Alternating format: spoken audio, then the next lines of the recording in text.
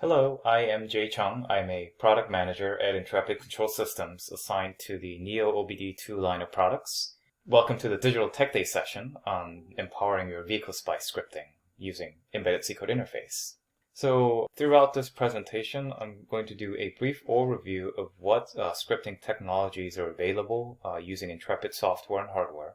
I'm going to give you an overview of what embedded C code interface scripting is and what Intrepid Secure Module and the ISM APIs are.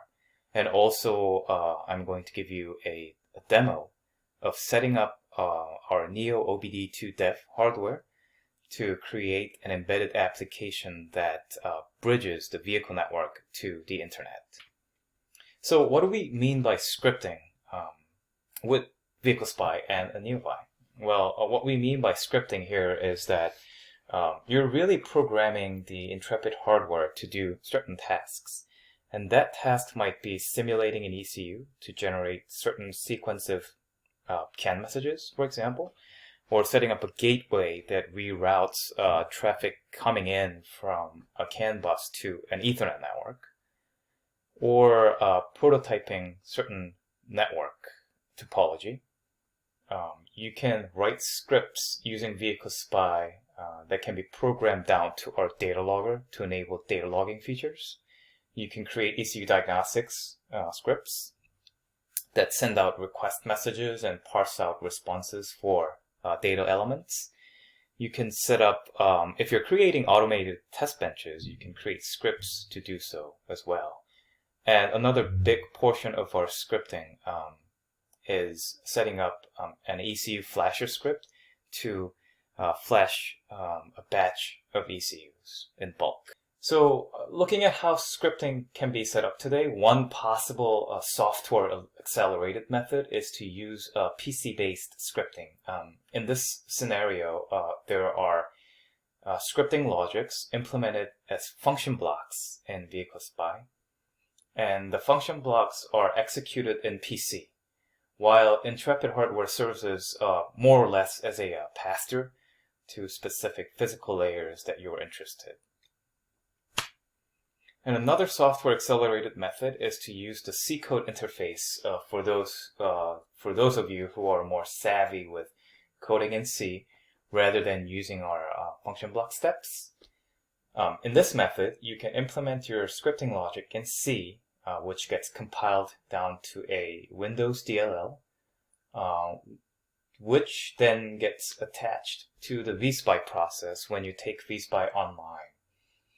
And if you had an existing function block scripts already, you can port all your logic in C to run as a DLL, or you can leverage the so-called mixed mode, where a portion of function blocks are ported to DLL, and they work in conjunction with the rest of the logic running in vSpy as function blocks. And here again, the hardware are more or less a pass-through to the vehicle networks that are required for your application. Now, this is where things get interesting. Looking at the hardware accelerated scenario, Intrepid has had a very unique and powerful feature called CoreMini. CoreMini is function block scripts compiled down to a binary that can be executed in the main embedded processors featured in our hardware. You would simply use the CoreMini console in Vehicle Spy to compile your function blocks down to a CoreMini binary, and then use the same console to program your hardware. Once your hardware is programmed, it can run this binary in standalone fashion on its own without the need to use a PC to do the computation. The key benefits are obviously now that you're wireless, you're removing the USB and possibly a laptop that used to run Vehicle Spy function blocks. You just need the hardware to accelerate the compiled CoreMini binary internally. So there's that absence of overhead, and but there's still challenges with using this CoreMini method. Mainly, you cannot use any third-party libraries, such as the Wi-Fi, BLE networking libraries, or maybe if you wanted to do some cryptography using the canned messages. You can't do that with CoreMini. Using some of the third-party libraries that are available on the market, such as embed So CoreMini is great for a general purpose vehicle network scripting, but when it comes to a more complicated application level scripts or an application itself, we needed something more powerful. And the embedded C code interface is answer to that. And what embedded C code interface is essentially we've put a programmable blank ARM Cortex-M processors in some of our hardware, where you can host your own embedded application that leverages a vehicle network data. Well, the nice thing about this approach is that you can actually use CoreMini and this embedded C application that you deploy down to these processors simultaneously. So again, you have this mixed mode where you can implement a portion of your logic in CoreMini as function blocks and implement more compute-heavy applications logic in the embedded microprocessor. And at this point, you are really just creating a full-fledged embedded application. So you have the freedom to use any third-party libraries or shared objects that are available on the market. And these could be an embed TLS for cryptographic operations. You can use networking APIs that are provided by, maybe if you're using a Wi-Fi chip, then you can use that. Wi-Fi APIs that are provided by the Wi-Fi chip vendor. And currently we support embedded C code interface on a list of hardware, mainly our newer generation hardware, but the list of supported hardware is going to be growing. We call these programmable ARM Cortex-M microprocessors the Intrepid Secure Module, or ISM. And the ISM APIs are the C functions that gives your embedded application access to the vehicle network layer operations.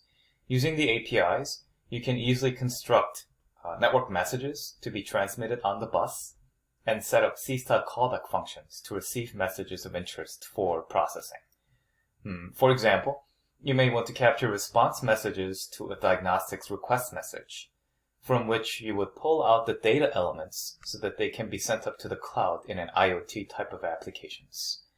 And there are APIs that you can use to get set application signals, which are essentially variables used in CoreMini scripts. You can also control the device or the hardware using the API such as changing the LED color and behavior, blinking pattern, disabling and enabling power output on a connector pin, sounding the buzzer inside the device, and much more.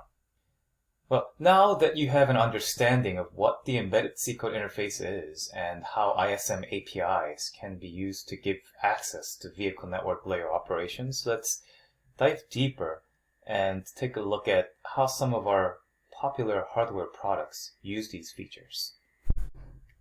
So inside the hardware, there is main CPU area that's highlighted as a blue box. This is where our proprietary firmware is hosted, which implements all vehicle network drivers, the CoreMini engine, as well as communication with the Vehicle Spy software running in PC via USB. And the orange box on the right is the programmable microprocessor, where you can host your own embedded C code application that uses the ISM APIs to access the vehicle network data. A good sample application would be to implement the ECU seed key calculation logic in C, prototyping cybersecurity encryption-decryption algorithm for the KFD Ethernet networks, and monitoring the message traffic for anomaly detection. You can also set up the gateway logic and perform general ECU traffic simulation as well. Now this slide provides an overview of a sample gateway application that can be set up using the ISM chip featured inside the neoVI Fire 2 and or VCAN 4 series of hardware. In this particular scenario, the customer's goal was to forward classical CAN messages generated by the legacy ECU to a new prototype ECU over KFD. To do this, you would create a C code that captures the classical CAN messages on CAN channel 1 from the legacy ECU, copy the payloads into KFD messages, and transmit those constructed KFD messages out on CAN channel 2 to the destination ECU. All this logic can run internally inside the embedded ISM chip. This slide shows a slightly more complicated application that can be set up. Here, the customer wanted to prototype a secure KFD message for a new, latest, and greatest ECU by converting a classical CAN payload into a secure KFD message. In this case, the embedded ISM chip receives the classical CAN payload in plain text. Then it uses the embed TLS APIs to construct the secure KFD frames using AES encryption and HMAC hashing. This is something that you could not do using CoreMini scripting, as use of third-party crypto and networking libraries and APIs are not supported in CoreMini. Now let's look at a unique product at Intrepid called neoOBD2 that features a programmable Wi-Fi and BLE system on chips, or SoCs, where you can host embedded applications that use ISM APIs for vehicle network data access. Essentially, what we have done with neoOBD2 is we took the existing vehicle network interfaces that we already had and added programmable wireless chips on top of the vehicle network layers to offer an internet-enabled vehicle network adapter. The neoOBD2 supports 4 KFD, 1 LIN or K-line channels. It can be used with VehicleSpy as a PC interface, just like a neoVI Fire 2 or a Value can. It can also run the same CoreMini binaries that runs on other Intrepid hardware as well. Here, the ISM-powered embedded application can be hosted in the Wi-Fi and BLE chips with access to LTE M1 modem using AT commands over UART from those chips. The neoOBD2 is also certified for use on AWS IoT Core. Typical IoT developments we see range anywhere from a small batch of several hundred hardware to as much as hundreds of thousands of hardware.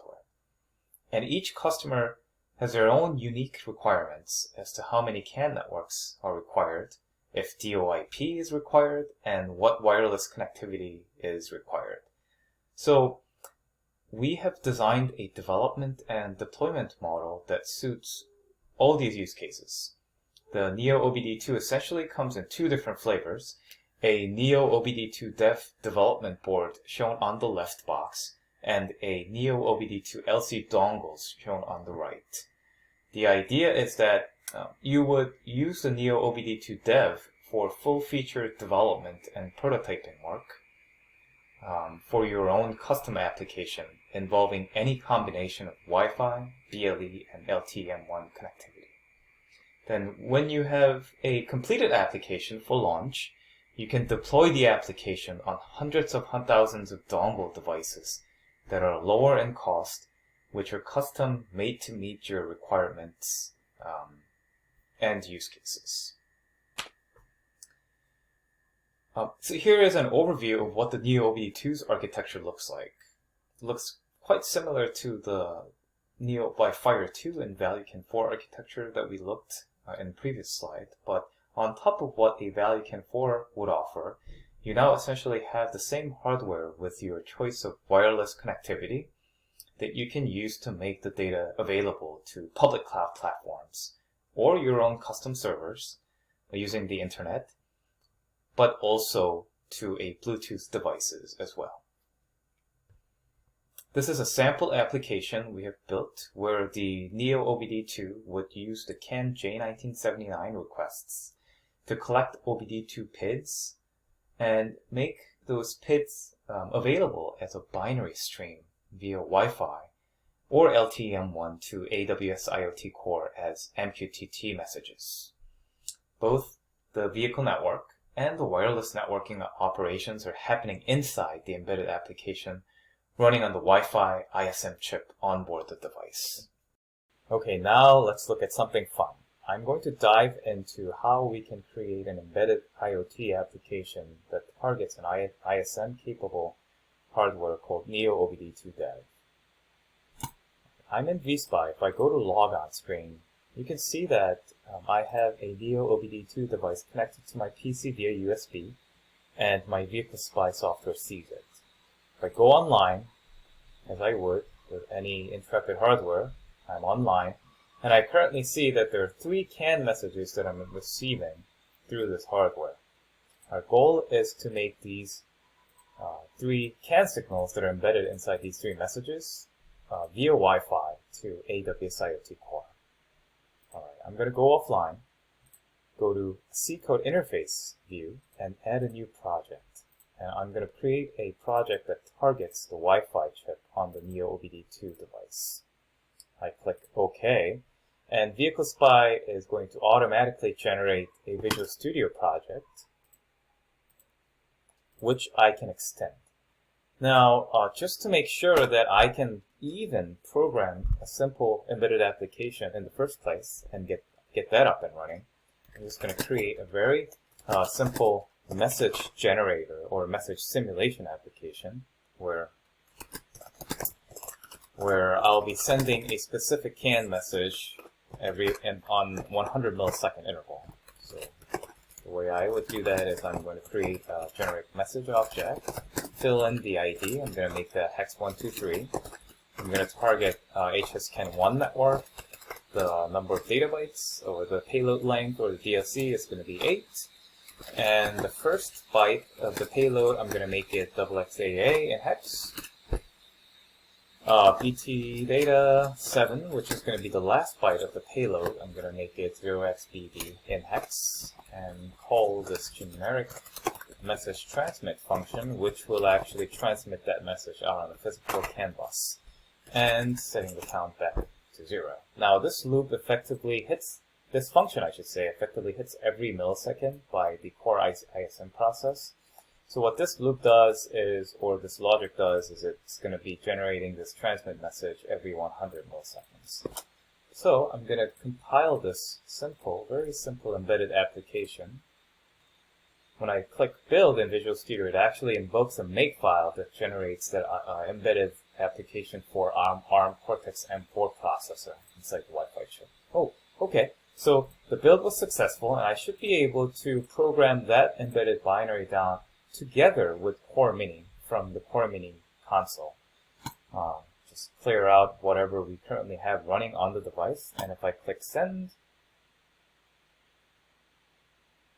alright, the CoreMini was programmed successfully. And the way I would check is to actually just go online with the hardware.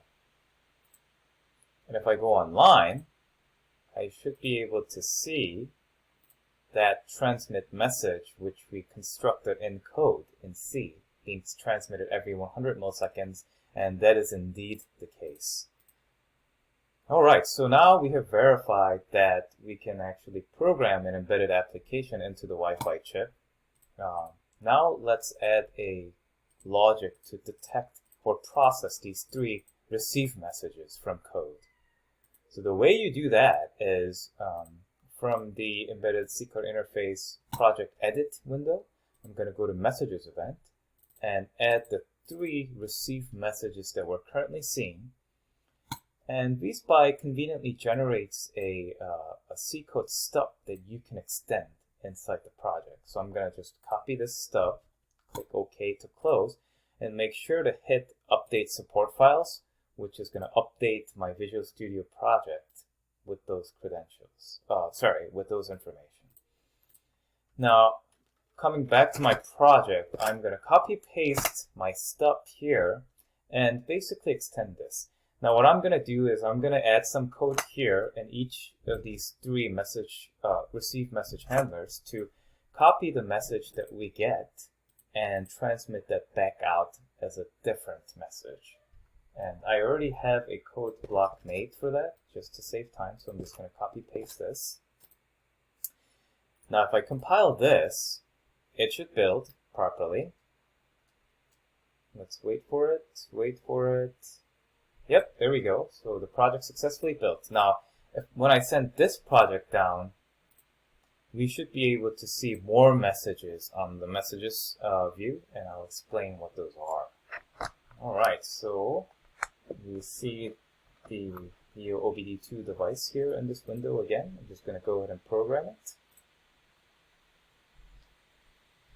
Sending CoreMini, where it says sending CCIF binary, that's sending the embedded code. Now that was successful, and I'm just going to go back online.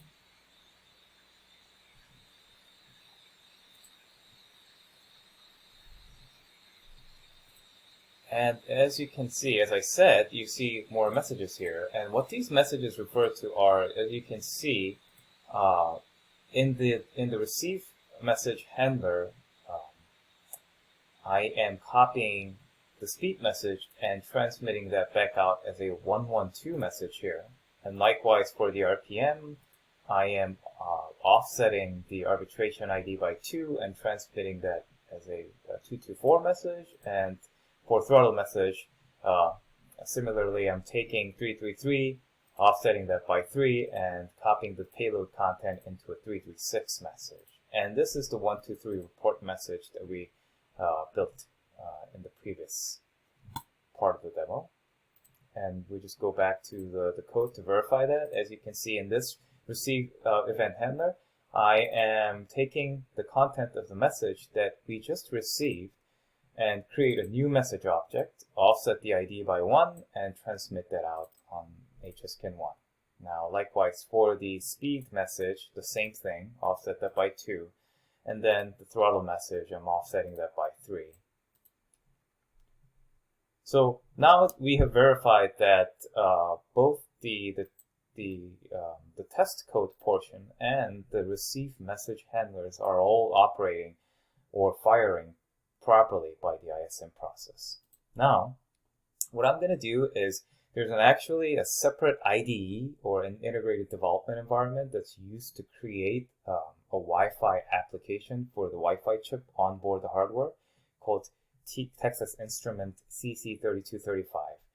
So I'm going to actually transition to that IDE and build a Wi-Fi application that sends these 3 message contents into AWS IoT Core. So let's do that. I'm going to go to a CCS development environment, which effectively is a Eclipse plugin provided for free by TI.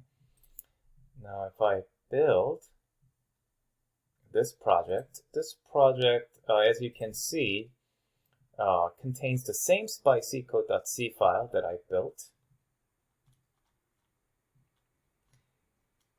But what we're doing is, as you can see, in the 3 receive message event handlers, in addition to generating those copied report messages, I am copying the content of the first 2 bytes into the speed array that I'm going to be sending up to the AWS IoT cloud, which is contained inside as an element of the struct up vehicle data here. And likewise for the speed message, I'm going to be copying the first 2 bytes, equating that to the RPM array. And then for throttle, same thing, take the first 2 bytes and put it in the throttle array, which is going to land in AWS IoT Core. So this is where we fill the data arrays. Where do you send it up to the cloud, right? So that's so this is the place where we actually publish that data. We construct the payload here, speed equaling the speed array, RPM equaling the RPM array, and the throttle value equaling equaling the throttle array, which we are setting in these receive event message handlers. So we construct that payload and we call a very simple function called MQTT publish, which is conveniently made and provided by AWS IoT plugin for the CC3235SF. So all we need to do is just launch this, really. So what I'm going to do is I'm going to build again, and I'm going to verify that we're actually sending data to the cloud properly. So the build is finished. What I'm going to do is go to debug folder, because I built for debug, and copy the binary that was generated or compiled, and transition back to my the VehicleSpy project, go offline. I am going to clear out the CoreMini that was already running, go to C code interface, and now this time, all I'm going to do is navigate to the project root directory, go inside the Wi-Fi project directory, go to release, and all I'm going to do is I'm just going to replace the binary file that was created for the previous samples that we just built, delete, replace that binary with the AWS IoT Core sample binary that was built in CCS IDE, and then just program that binary down to the hardware with CoreMini. So clear again, just to make sure. Let's click send. We're going to see the application being programmed. And soon, once the... Oh, and now the way we verify if we are actually sending data up to the cloud is, well, by looking at the AWS IoT test console. So I'm going to go to test, subscribe for pound, which is going to, it's effectively a filter all, so I'm going to see all messages that are being published up to the AWS IoT cloud. Let me just verify that I have set up my Wi-Fi credentials properly. All right. Okay, so I have, and you start to see the message contents, remember the payload that we constructed, speed, RPM, and throttle, values coming in to the cloud. And if I go back to my project, go online, I can verify that the embedded IoT code is actually running, exercising the CAN bus, and I can see that the copied messages are still being generated, as it should be the case. We see the report message that's being generated every 100 milliseconds as well. And what's happening is taking the first 2 byte contents, copying it to, putting it as a string and sending it up to the cloud as such.